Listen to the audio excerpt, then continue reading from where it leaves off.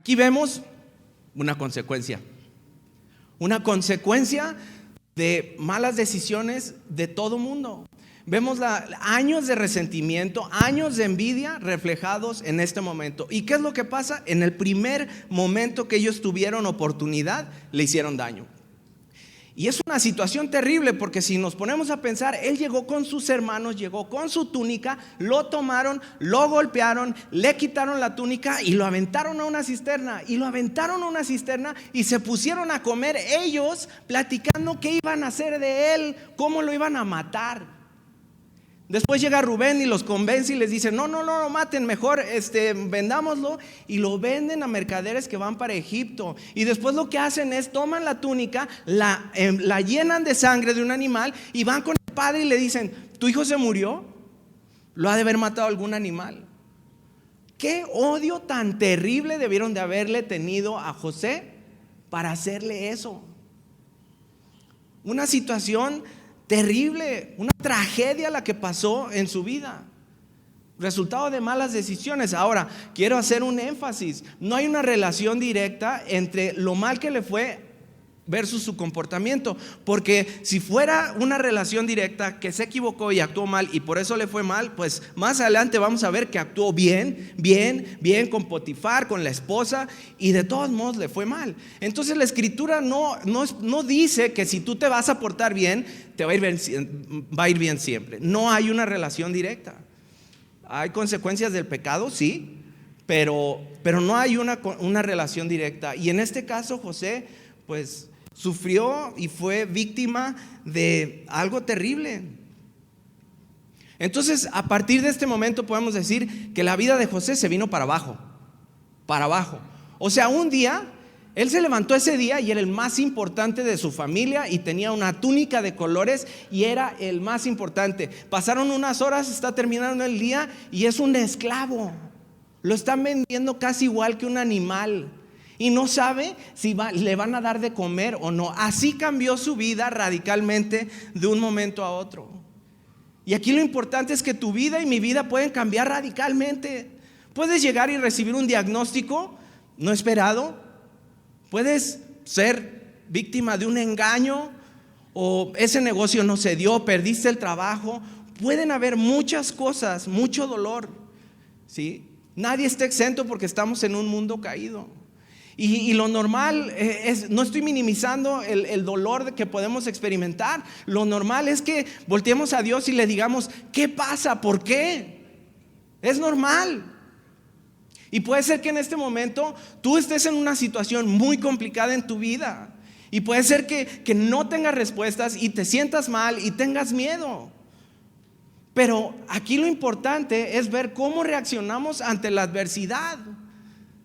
¿Cómo reaccionas? Reaccionas yendo al Señor, orando, diciéndole: Señor, no entiendo qué es lo que pasa, pero ayúdame para pasar esta situación. O simplemente nos alejamos, ¿sí? Levantamos el puño al cielo y tomamos el control de la situación y empezamos a hacer lo que nosotros creemos que es lo mejor. Eso es lo importante. El problema que tenemos muchas veces es que pensamos en permanentes. Ya me quedé solo, nadie me hizo caso, no me voy a casar, no, estoy enfermo, no voy a sanar, nunca voy a salir de esta situación económica complicada. Por más que puedo, pensamos en permanentes todo el tiempo, sin entender que muchas veces Dios nos está metiendo en un proceso porque quiere cambiar algo en nuestra vida, para prepararnos para el futuro, para que podamos cumplir un propósito que Él tiene para nosotros. El proceso implica inicio y fin. No es permanente. Dios tenía un propósito muy claro para la vida de José. Dios planeaba usarlo para preservar la vida de su pueblo, y de ahí sabía que iba a venir el Mesías. Ese era el propósito de Dios y lo cumplió. Sin embargo, también Dios sabía que había ciertas cosas en el corazón de José que tenía que moldear y tenía que cambiar.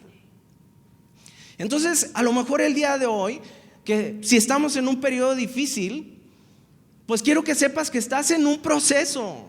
Este no es el final. Y estás justo donde Dios quiere que estés. No hay casualidades. El Señor está en control y te tiene justo donde estás el día de hoy. Y Él tiene ese propósito y quiere cambiar algo en tu vida para llevarte a un siguiente nivel.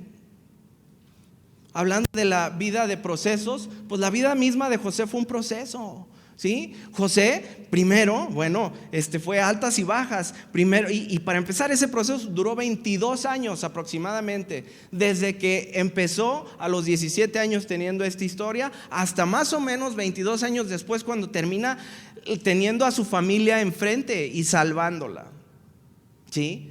Entonces podemos pensar, José, híjoles, pues ¿qué tuvo de altas? Bueno, altas, pues la túnica estaba bien. Tuvo bajas, pues cuando fue vendido a Egipto. Y luego de ahí llegó con Potifar, y Potifar lo puso encima de todo. Pues tuvo otra temporada alta, lo pusieron encargado de todo. Y luego la esposa lo empieza a seducir y lo acusa de que la violó. Mala situación, ok, se va para abajo. Luego llega a la cárcel, está en una temporada baja en un valle. Y luego ahí en la cárcel empieza a interpretarle sueños, interpreta los sueños del copero y dice: cuando vayas, habla bien de mí con el faraón para que yo me salve. Ok, muy bien, tuvo buen reconocimiento en la cárcel. Y después el copero sale y se olvida de él y otra vez se va para abajo. Y luego de ahí empiezan otros, faraón tiene más sueños, va, los interpreta y llega él y su vida se eleva otra vez.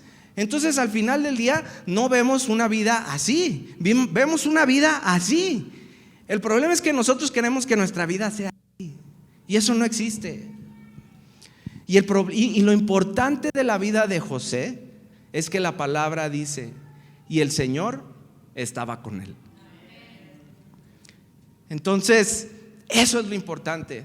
Hablando de valles, yo hace, ¿qué será?, 15 años aproximadamente, tomé muy malas decisiones. Me fui a vivir a Canadá, tenía 20 años y decidí irme a probar a Canadá. Conocí gente nueva de Guadalajara, me hice varios amigos. Me hice una amiga del grupo que resulta que no tomaba y nada más se drogaba, y me llamó mucho la atención. Ya no tomaba, puras drogas. Y yo llegué con ella y le dije: quiero que seas mi guía turística. Nadie me ofreció. Yo fui con ella y le dije: quiero que tú seas mi guía turística. Me dijo: claro. Y me acuerdo perfectamente cuando estábamos en esa discoteca allá. En ese tiempo pues estaba allá era muy delicado eso. Fuimos a un baño donde estaba el baño y había un sofá. Nos sentamos ahí, me pasa las tachas o las pastillas, me la pasa y me dice: ya. Le digo: sí. Me dice: ok, ve al baño, tómatela y vuelves. Vuelvo, me la tomo y le digo, me dice: ya. Le digo: sí, ya. Me dice: bueno, tranquilo, vamos a bailar, ahí te va a pegar, no te pongas nervioso. Y pasado como un par de horas más o menos te tomas la otra mitad. Y le digo: ¿cuál otra mitad? Le digo, me dice: ¿cómo? Le digo: ¿te la tomaste todo? Le digo: pues no me dijiste. Me dice: bueno, no te pongas nervioso, sigue bailando. Y seguí bailando y recuerdo que me pegó, así se le dice. Y fui corriendo con ella y le dije: ¿dónde estaba esto? ¿Por qué no me lo habían dado antes? Y de ahí empezó mi vida para abajo. Drogas, excesos. Allá conocí una droga que gracias a Dios no llegó aquí, que se llama GHB, o no la conocí, nunca la encontré. Es un líquido que lo llenan en botellas de este tipo, amarilla, color orín, y llenan la botellita y te dan un trago, y eso te dura como 4 horas, y es como si te hubieras tomado 20 tachas. Y así te la tenías que tomar, pero tenías que tener cuidado, porque si te tomabas de más en cierto periodo de tiempo, te daba una cosa que le decían G-Hold, que parece ser que era un paro respiratorio, se te iba la onda y te morías. Nosotros nos cronometrábamos. Yo decía: bueno, pues me cronometro y entonces ya me toca la otra. Y así estuve, y con esto podías durar 2, 3, 4 días. Era una droga que se le llamaba day drug rape, porque si la mezclas con alcohol, las mujeres muchas veces son abusadas. Y ahí estaba yo, fruto de mis malas decisiones. Y eso duró 10 años, de los 20 a los 30, y cada vez más sufrimiento y cada vez más dolor, ¿sí? Pero llegó un momento en el que me arrepentí y busqué al Señor. Y el Señor me rescató y me levantó. Y hoy les puedo mostrar Aquí está con mucho orgullo mi familia.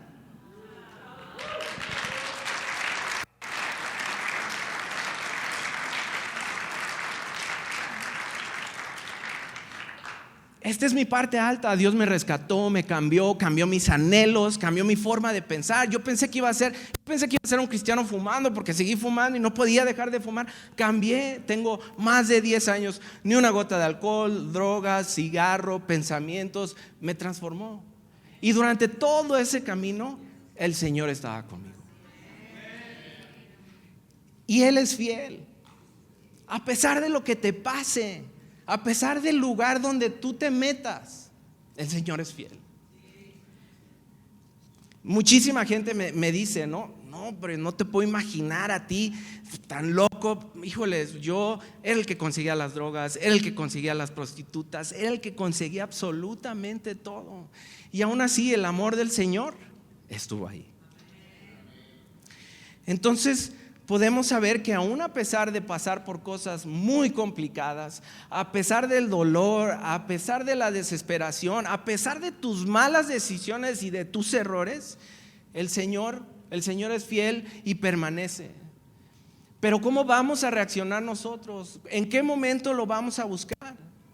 Esta ha sido parte de mi historia, altas y bajas. Y bueno, después yo he pasado unos meses un poco complicados y de repente estaba leyendo la Biblia y llegué al versículo que les platiqué al principio.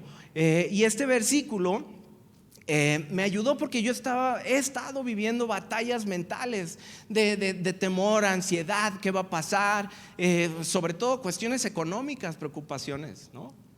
Y vi que en Hechos decía, Hechos 13:17, el Dios de esta nación de Israel eligió a nuestro antepasado e hizo que se multiplicaran y se hicieran fuertes durante el tiempo que pasaron en Egipto. Y eso fue lo que tocó mi corazón, porque dice, y se hicieran fuertes durante el periodo que pasaron en Egipto. Y yo he estado pasando un Egipto. Yo he estado batallando y diciendo, Señor, ya aprendí que necesito aprender, ya ayúdame. Y al final me doy cuenta que el Señor me está diciendo, te estoy haciendo más fuerte, porque te voy a llevar a un segundo nivel. Y eso es lo que el Señor el día de hoy te quiere decir. Si tú estás pasando una situación complicada, es porque el Señor te quiere llevar a un segundo nivel.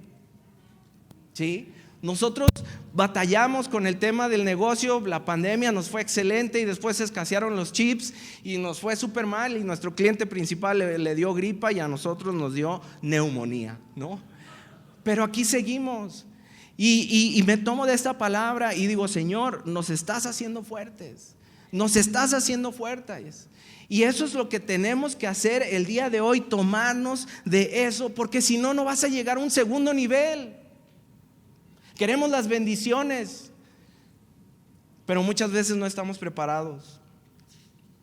Entonces ese versículo pues me hizo sentido y me hizo entender que estoy en un proceso, ¿sí? Inclusive me di cuenta dentro de este proceso el Señor me ha metido que hay cosas que tengo que cambiar, y gracias a mi esposa gracias a Dios, las esposas virtuosas, platicando, estábamos hablando de los planes y de lo que iba a hacer, y de repente me hace ver y me dice, es que estás confiando nada más en ti. ¿Por qué? Porque yo soy una persona dinámica que siempre estoy pensando qué voy a hacer, cómo le puedo hacer aquí, me voy a preparar más, voy a leer esto. Y Dios me mostró y me dijo, eres un idólatra, porque has puesto tú mismo como el centro, como a quién adorar, qué es lo que tú vas a hacer, cómo le vas a hacer, y Dios me tiene que seguir. Entonces, si tú estás haciendo así, necesitas cambiar esa actitud. La actitud correcta es, Señor, yo me voy a esforzar, todos los días lo voy a hacer, pero tú das los resultados. Yo confío en ti, sabiendo que Él es un Dios bondadoso, misericordioso, que está en control de la situación. Y dejar de buscar la túnica en lugar al Dios que da la túnica. Creo que todos somos José. De hecho así se llama esta predicación, porque todos podemos estar arriba o abajo. Si tú el día de hoy estás arriba, gracias a Dios. ¿Qué estás haciendo con los dones y con las bendiciones que estás disfrutando? Preparándote para los años de vacas flacas, porque van a llegar. O si tú estás en la parte baja, pues busca al Señor todos los días. Y una cosa importante que debes de saber es que Jesús no está ajeno a tu sufrimiento. Jesús sabe perfectamente por lo que estás pasando. Él no está distraído, Él sabe perfectamente. Y lo sé porque en Hechos 7:56 dice: Esteban estaba predicando y de repente dice la escritura que la turba enloqueció, que lo empezaron a golpear y lo arrastraron fuera de la ciudad y lo empezaron a apedrear. Cuando lo estaban apedreando o matando, él oró esto y dijo: veo el cielo abierto, exclamó, y al Hijo del Hombre de pie a la derecha de Dios. Y el día de hoy yo te voy a decir, Jesús está parado viendo tu situación. Él no está distraído, Él no está descansando, Él está puesto de pie. Cuando uno está puesto de pie es porque está dando atención a la situación. Y Él está presente el día de hoy en tu vida. Tiger Woods hace 17 años, que es uno de los golfistas más famosos que hay, fue famoso porque hace 15 años realizó un hoyo en uno muy famoso. Seguramente los que saben de golf, yo no sé mucho, pero sí sé esta historia. Hace un tiro de muy larga distancia, se ve la cámara que pues va la bola y cae, y la bola se ve que va descendiendo despacio, va perdiendo velocidad, va llegando al hoyo, y justo unos centímetros antes de llegar al hoyo se detiene y después cae. Lo asombroso de esto es que no solamente es el tú atinar un hole in one es 3,000 a 1 de posibilidades, ¿sí? Eso pasó. Y no solamente eso pasó. La bola, cuando se detuvo, mostró el logo de Nike por 2 segundos y cayó. Eso hizo que sea uno de los tiros más memorables de la historia del golf, ¿sí? ¿A qué voy con esto? Antes de ese tiro,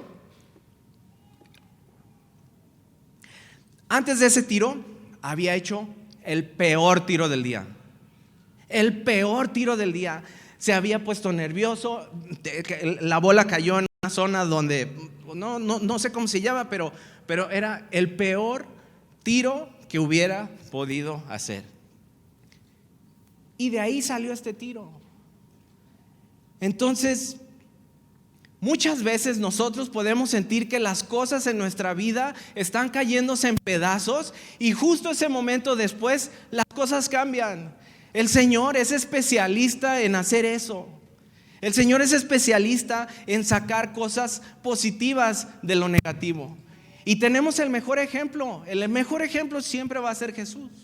Jesús en Mateo 26:39, en Getsemaní, cuando están por crucificarlo, hace esta oración. Dice: yendo un poco más allá, se postró sobre su rostro y oró: Padre mío, si es posible, no me hagas beber este trago amargo, pero no sea lo que yo quiero, sino lo que tú quieras.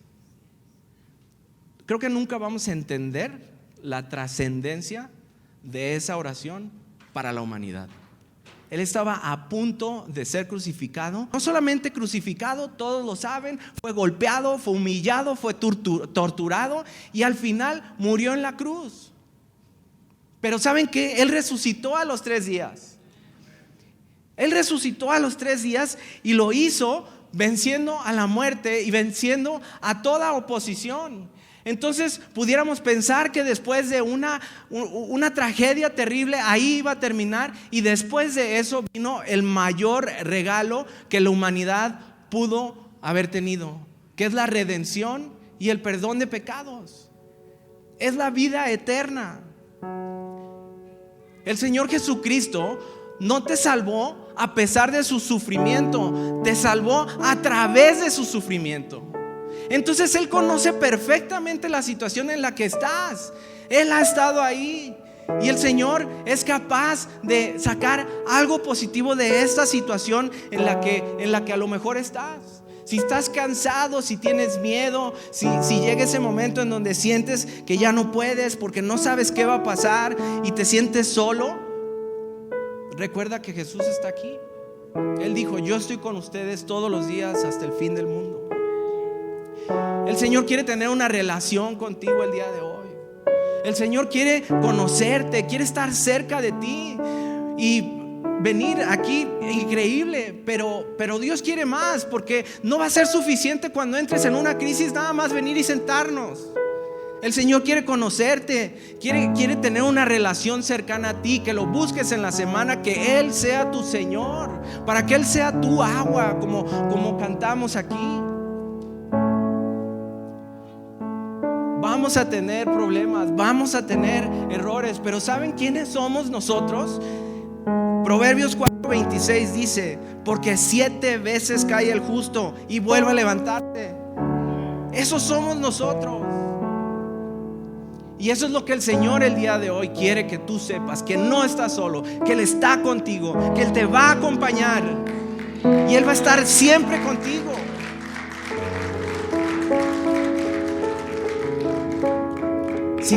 Si tu violín se rompió hoy, hay que hacer la mejor música que puedas hacer con ese violín. José lo hizo y el Señor cumplió su propósito. Y Él va a cumplir su propósito contigo. Algo con lo que quiero terminar es, el Señor me reveló hace unos días, en estos días pues está uno más pensativo, pensando y Señor y pidiendo más revelación, ¿no? Y me di cuenta que muchas veces cuando estamos en situaciones complicadas, como ya lo he dicho, el Señor es el único capaz de sembrar una semilla de victoria en las adversidades. Él es el único, ¿sí? A pesar de los problemas que puedas tener, quiero que creas que el Señor ha sembrado una semilla de victoria. Y si tú lo buscas y lo haces tu Señor y te deleitas en Él, esa semilla va a crecer como un árbol grande, un árbol que va a dar su fruto, un árbol que va a dar sombra, que va a dar protección. Si tú ya eres un árbol, pues el Señor está sembrando una semilla de adversidad para ensanchar tus ramas. Eso es lo que el Señor quiere hacer de ti, para que seamos como ese árbol. El Señor quiere que tú seas ese árbol. Él ha sembrado una semilla de adversidad, una semilla de victoria en las situaciones que estás pasando. Así que si tú lo buscas de todo corazón, confías en Él, Él es fiel y Él va a responder. Él ha respondido muchas más de las veces que tú siquiera te puedes imaginar. Yo estoy aquí por gracia divina. Hace 15 años estaba en un after después de 3 días seguidos sin dormir aquí en el centro, metido en lugares terribles y muy oscuros, y el Señor me vio, me amó y sabía que yo iba a estar aquí hoy.